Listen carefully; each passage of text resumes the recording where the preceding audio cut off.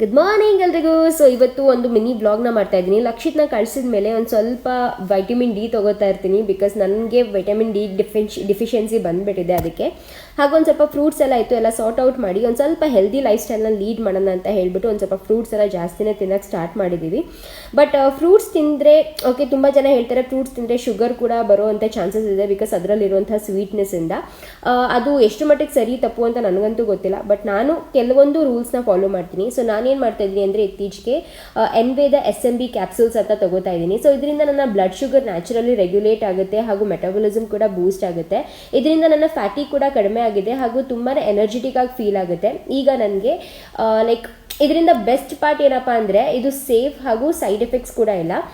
ಇನ್ನೂ ಇನ್ಫಾರ್ಮೇಷನ್ಗೋಸ್ಕರ ನೀವು ಎನ್ವೇದ ವೆಬ್ಸೈಟ್ ಹಾಗೂ enveda.in ಅಲ್ಲಿ ಚೆಕ್ಔಟ್ ಮಾಡ್ಬೋದು.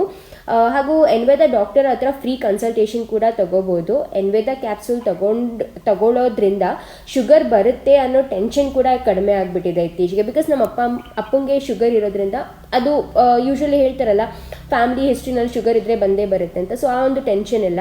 ಆ್ಯಂಡ್ ಜೊತೆಗೆ ಜಾಸ್ತಿ ನೀರು ಹಾಗೂ ಹೆಲ್ದಿ ಡಯಟ್ ಕೂಡ ಫಾಲೋ ಮಾಡ್ತಾ ಇದ್ದೀನಿ. ಸೊ ಈ ಒಂದು ಹೊಸ ವರ್ಷ ಸ್ಟಾರ್ಟ್ ಆದಾಗಲಿಂದ ಈ ಒಂದು ಹೆಲ್ದಿ ರೂಟೀನ ಫಾಲೋ ಮಾಡ್ತಾ ಇದ್ದೀನಿ. ಸೊ ಇದೇ ರೀತಿಯಾದಂಥ ಒಳ್ಳೊಳ್ಳೆ ರೂಟೀನ್ಗೋಸ್ಕರ ಫಾಲೋ ಮಾಡೋದನ್ನ ಮರಿಬೇಡಿ.